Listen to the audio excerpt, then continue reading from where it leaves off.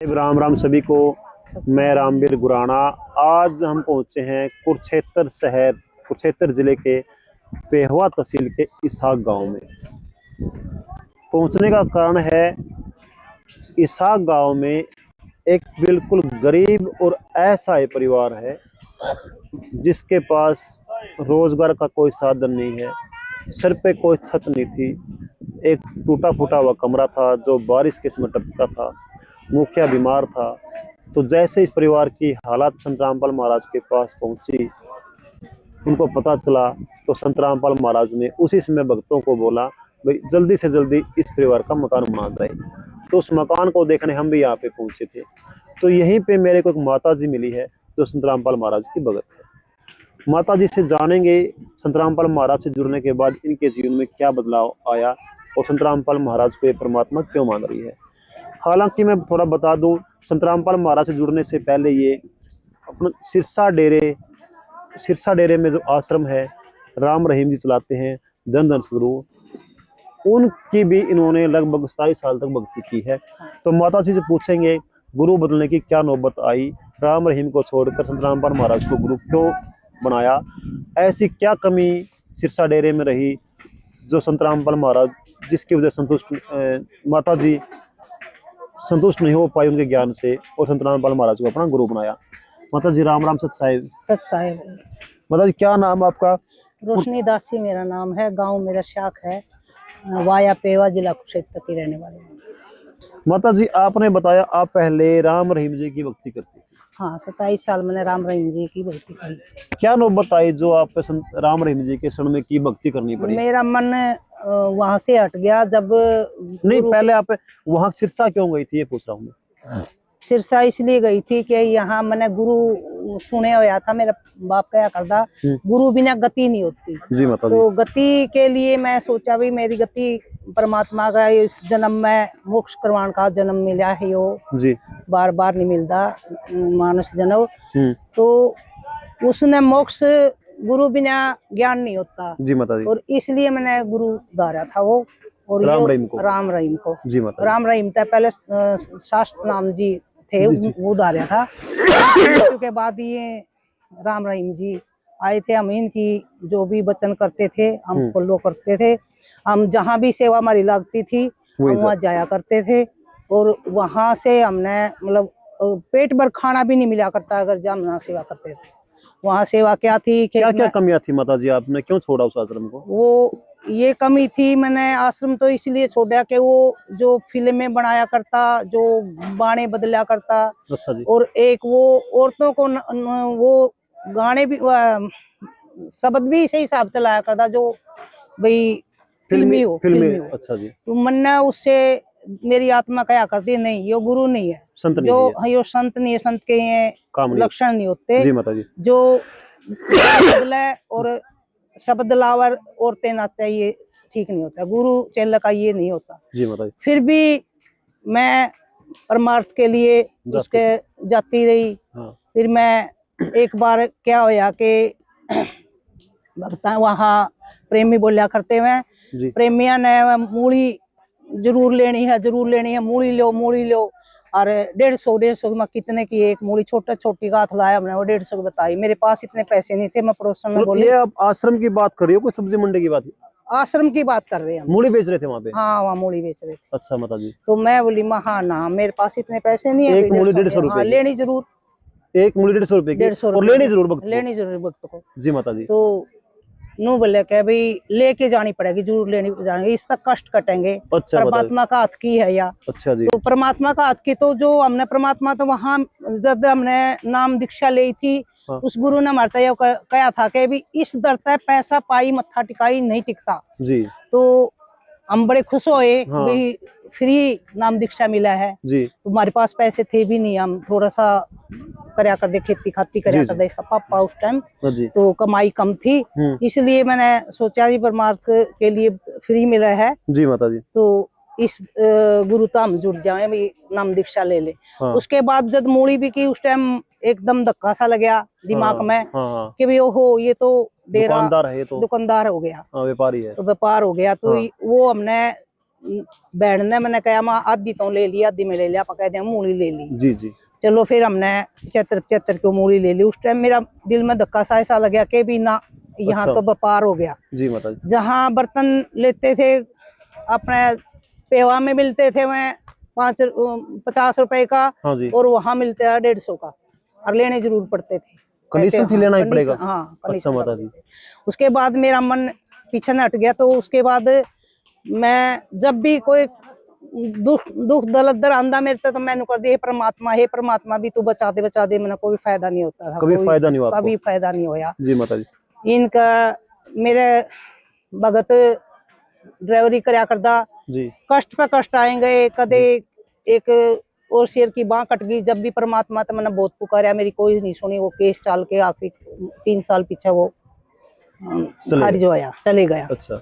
उसके बाद फिर एक्सीडेंट हो गया, तो मैं सलाबतपुर सेवा करके आई थी, तो इस गुरु ने कहा था नाले ने राम रहीम ने, तो ये हमने खुशी मिला है। अच्छा जी। तो मैं बोले मेरे मन में कहाँ खुशी मिली। हाँ जी। मेरे तो 15 दिन के बाद एक्सीडेंट हो गया। हाँ। मेरा मन बहुत फीका हो गया। फिर मैं अपने मन में ही कहा भाई हे परमात्मा जब तो कहीं है, हाँ। जब तो कह तो वो बच्चन हार जो, हाँ। वो गुरु था, और कह भाई यो मेरा आदमी सही सलाम मेरी जोड़ी में जी आ जा जी। मेरी तो यह खुशी, इसी के साथ मेरी खुशी है, बच्चे ब्याह गए नहीं है, सब कुछ वही है, उसी के साथ मेरी जिंदगी बंधे हुई है।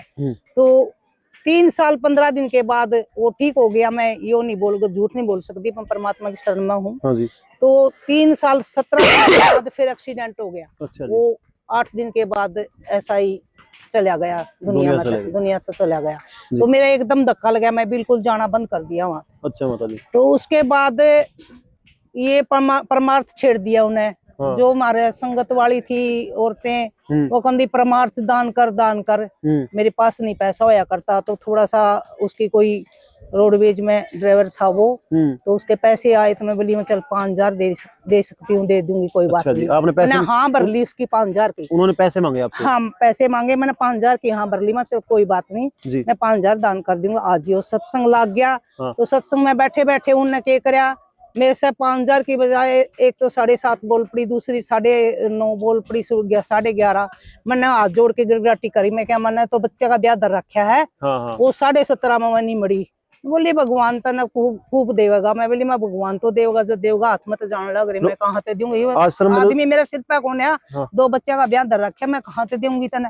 जो आश्रम में सेविका थी, हाँ आश्रम की सेविका थी, उन्होंने हाँ उन्होंने 17.5 5000 की बजाय मेरे तो जबरदस्ती 17.5 रुपए 17,000 लेके गई। अच्छा। फिर मैंने अपना इरादा बदल दिया, मानना ये नहीं है। फिर आपको समझ आ गया भाई, हाँ, ये मेरे उस पर समझ में आ गया। मेरे पास पैसा था ही नहीं। हाँ। तो मैं अपने उससे वो बोली कि तू नहीं खजाना लेने खतर आ जियो। अच्छा जी। मैं बोली मैं नहीं जाऊंगी, मैं बिल्कुल नाटकी। क्या दे रहे खजाने में वो? उन्हें फिर बाद में दिया एक सिक्का। अच्छा माता जी। 1 रुपए का सिक्का दिया उसने मेरे को। अच्छा। तो न बोली क्या चलना पड़ेगा। मैं बोली ना मैं नहीं जानती, मेरा मन उठ रहा है। हाँ। न बोली ना तने इतना दान कराया है, तने खजाना तो मिलना चाहिए, अपना खजाना हम धर लिए। मैं चलो चली गई। वहाँ स्कीम बना रखी थी उन्हें, रूबरू स्कीम में नाइट कुछ है। हाँ नाइट, हाँ रात थी। रूबरू नाइट करके तो वहाँ चले गए। हमारा नंबर पड़ा पेवा का, हम चले गए। तो जवान लड़कियां और माइक ले रही हाथ में। अच्छा जी। वहाँ उधर वो गुरु के ऊपर लाइट पड़ा, वो रंग बिरंगे जिस तरह कोई दूल्हा सजा कर सजा हो यार, वो लाइट पड़न लग रही है, जो सिनेमा माहौल में फिल्मों वाला काम सारा। अच्छा। तो मेरी आत्मा अंदर तक बोली, मैं किसी आगे नहीं कहा। मैं क्या महा भाई ये कोई गुरु का काम नहीं होता। हाँ। ये गुरु का काम नहीं होता, ये हाँ। संत का काम नहीं है। जी जी। मेरी आत्मा बोली, मैं किसी तक कुछ कौन बोलिया, मैं उससे मुँह रूबरू है इस तरह करेंगी। पिताजी मैंने अच्छा नहीं लगा, मैंने गंदा इशारा था उनका। अच्छा, तो मैंने अच्छा नहीं लगा। उसके बाद मैं नहीं गई वहां से। मैं अटके अपने, मेरे आदमी मेरा पूरा हो गया। तो मेरा पापा बोले भाई ले इनमें ग्रंथ बेटा ये गिर गया, वो एक तो गीता दे गया, एक मना भागवत दे गया। अच्छा जी। और एक आपके पापा जी दे गए। हाँ। अच्छा जी। तो वह दे बेटा ये पढ़ा करना, सर से जानती तो कोई बात नहीं, ले तो ये पढ़ ले, गुरु तो तेरा दारे रखा। चलो मैं नाम नहीं छोड़ दिया। अच्छा। तो मैंने उसमें मेरा ऐसा मन लग गया नहीं, गीता में हाँ। एक पाठ रोज कराया कर दिया, 18 अध्याय और 18 अध्याय में तो मैं पढ़ दी तो मेरी अंदर आत्मा बोलती भाई कोई न कोई ऐसा गुरु हो तो नहीं, इनका जो शब्द संस्कृत में लिख रखे हैं समझा दे, वो समझा दे, खोल के समझा दे जी। तो मैं कई पंडिता था पूछा, फिर न बोले ना जी बोला हम तो नहीं बता जी। तो एक भागवत हुआ उसमें 101 अध्याय थे, तो हमने घर बैठी ने हिंदी पढ़ ली सारी जी। तो इसमें संस्कृत में मैं याद, मेरे कुछ याद पढ़ा नहीं पड़ा, समझ में नहीं आया जी। तो मेरे और अंदर तन्यू जिज्ञासा हुई कि भी संत हो कोई ऐसा गुरु मिला जो समझा दे। तो गांव में न बोले एक अध्याय 8 दिन में होंगे और एक अध्याय 8 दिन में और 1 लाख रुपया होगा। कोई बात नहीं, भी इसके इनके पापा के पैसे मिल गए थे। अच्छा। तो वहाँ कोई बात नहीं, कौन सा गलत चाल लगा, मैं दान तो कर दूंगी, पाठ करवाना था लेकिन मैंने चाहिए 101 अध्याय। अच्छा जी। तो कोई पंडित ने कोई नहीं समझाया, उन्हें बेरा कौन था, बोला जी हम इतना कौन जान दे। आप तो खुद पंडित परिवार से हो? जी मैं खुद पंडित परिवार में तो कोई ऐसा? हाँ, नहीं मेरे परिवार में कोई भी ऐसा नहीं पढ़े हुआ था, 2-2 4-4 पढ़े हुए मेरा बाप और थे, उसका ज्ञान थोड़ा सा नु कया करता मेरा बाप। सब तो श्रेष्ठ बेटा यो भोलेनाथ है। हाँ। जल्दी खुश हो जा है, इस पर जल चढ़ाया कर। जी जी। इसकी मूर्ति है, इस पार्वती न्यू था सब, लेकिन उनको पता रो बता दिया। पत्थर पूजा करवाया करते जी जी। तो पत्थर पूजा में ही हमने भगवान दिखा कर जी। तो उसके बाद क्या होया, मैं एक दिन बेटा ने ज्ञान गंगा मिली। अच्छा जी। ज्ञान गंगा मिली तो ज्ञान गंगा उसने पढ़ी उस टाइम हमारे पे बिल्कुल ही हमारी लड़का ने नौकरी नहीं मिली थी। हाँ। और हालत खराब थी, बच्चे ब्यान वाले थे जी। 4 बेटियां पढ़िया कर दी, एक बेटा वो भी मेरा पढ़िया कर दा जी। तो उन्हें क्या कराया, माँ यो गुरु अच्छा है। अच्छा। तो रामपाल जी महाराज है। हाँ। इसका ज्ञान निर्णायक है माँ। अच्छा। माँ गुरु बदल ले। अच्छा अच्छा। मैं बोली भाई गुरु नहीं बदलिया कर दे। हाँ। मैंने यो सुना है। न बोला ना माँ गुरु बदल ले तो। हाँ। और तेरी गुरु में है आस्था। हाँ। तो गुरु बदल। तो मैं बेटा एकादशी के व्रत रखा करती, तो मैं उस एकादशी के व्रत को उद्यापन कर देती हूँ, उसके बाद बुला ले माँ पंडिता तो रोटी खुआओगी, खुआ दे तो कहना तो मेरी मान देंगी। हाँ। बेटा ने नाम ले लिया रामपाल महाराज का। हाँ रामपाल जी महाराज का। अच्छा। और मैं उसके सत्संग सुनने लगी। अच्छा जी। सत्संग सुन दी, मेरे शरीर में इतनी तकलीफ होया कर दी जिस टाइम इसका उसका पापा बेटे का पापा पूरा होया। हाँ। कि भी सर्वाइकल माइग्रेन मेरा शरीर सारा दुखा जी। इस टाइम मैं राम के सत्संग तो सुन दी तो ठीक हो जाती, फिर तो मैं ठीक होती। हाँ। और जिस टाइम मतलब मैं एकादशी का व्रत रखती। हाँ। उतनी ही तकलीफ मेरा फिर हो जाती, बढ़ जाती। 5-4 दिन में फिर मैं 3 टाइम की आरती सुनती। हाँ। और मैं सत्संग सुनती तो मेरा मन खुश हो जाता और मेरी समस्या खत्म हो जाती, दुख दूर हो जाता। तो मैं सोचा भी हाँ है तो ये भगवान तो है। हाँ है तो भगवान ही हो। हाँ। उन सत्संग में क्या देखा मैंने, कल्ला अक्सर मेरे भगवान ने, मेरे गुरु महाराज ने मेरे से कल्ला अक्सर की व्याख्या समझाई। अच्छा तो मेरे रूंगटे खड़े हो गए।